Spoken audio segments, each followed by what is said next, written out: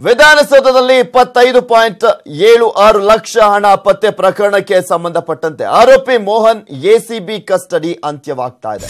ಇಂದು ಕೋರ್ಟ್ಗೆ ಹಾಜರುಪಡಿಸಲಿದ್ದಾರೆ ಎಸಿಬಿ ಅಧಿಕಾರಿಗಳು. 2 ದಿನಗಳ ಹಿಂದೆ ವಿಚಾರಣೆಗೆ ಅಂದ್ರೆ ಎಸಿಬಿ ಅಧಿಕಾರಿಗಳು ಇಲ್ಲಿ ಆತನನ್ನ ಕಸ್ಟಡಿಗೆ ಪಡೆದುಕೊಂಡಿದ್ರು.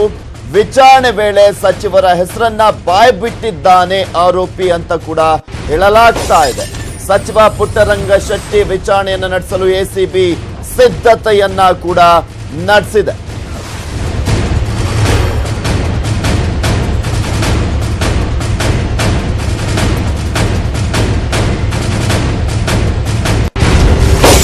ವಿಧಾನಸೌಧದಲ್ಲಿ 25.76 ಲಕ್ಷ ಹಣ ಪತ್ತೆ ಪ್ರಕರಣಕ್ಕೆ ಸಂಬಂಧಪಟ್ಟಂತೆ ಎಸಿಬಿ ಕಸ್ಟಡಿ ಇವತ್ತು ಅಂತ್ಯವಾಗ್ತಾ ಇದೆ. ಸೊ ಹೀಗಾಗಿ ಇವತ್ತು ಕೋರ್ಟಿಗೆ ಹಾಜರುಪಡಿಸ್ತಾ ಇದ್ದಾರೆ ಪೊಲೀಸರು.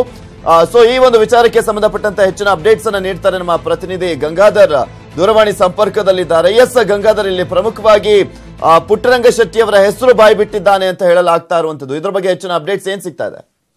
ಎಸ್ ಪೃಥ್ವಿ, ಏನು ವಿಧಾನಸೌಧದ ಪಡಸಾಲೆಯಲ್ಲಿ ಸಿಕ್ಕಂತಹ ಲಕ್ಷ ಹಣ ಪತ್ತೆ ಪ್ರಕರಣ ಏನಾಗಿತ್ತು, ಈ ಪ್ರಕರಣ ದಿನಕ್ಕೊಂದು ಟ್ವಿಸ್ಟ್ ಅನ್ನ ಪಡ್ಕೊಳ್ತಾ ಇರುವಂತದ್ದು. ಏನು ವಿಧಾನಸೌಧ ಒಂದು ಠಾಣೆಯಲ್ಲಿ ಪ್ರಕರಣ ದಾಖಲೆ ಇದ್ದ ಅದನ್ನ ಈಗ ಎಸಿಬಿ ವರ್ಗಾವಣೆ ಆದ ಬಳಿಕ ಎಸಿಬಿ ಅಧಿಕಾರಿಗಳು ಕೂಡಲೇ ಆರೋಪಿ ಮೋಹನ್ ಅನ್ನ ವಶಕ್ಕೆ ಪಡೆದು ಆತನನ್ನ ಬಂಧನ ಮಾಡಿದ್ರು. ನಂತರ ಆತನನ್ನ ಕೋರ್ಟ್ಗೆ ಪ್ರೊಡ್ಯೂಸ್ ಮಾಡಿ 2 ದಿನಗಳ ಕಸ್ಟಡಿಗೆ ಪಡ್ಕೊಂಡಿದ್ರು.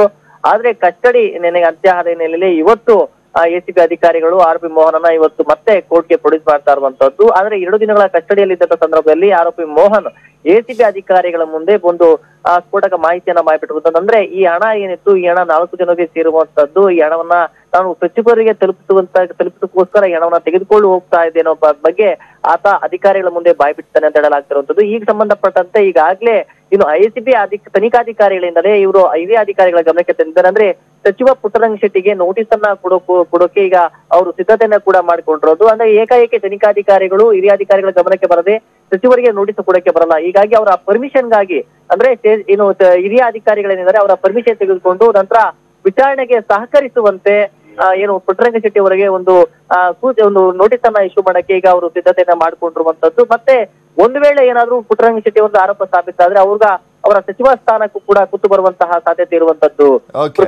ಓಕೆ, ಥ್ಯಾಂಕ್ ಯು ಗಂಗಾಧರ್ ನಿಮ್ಮೆಲ್ಲ ಡೀಟೇಲ್ಸ್ಗಾಗಿ.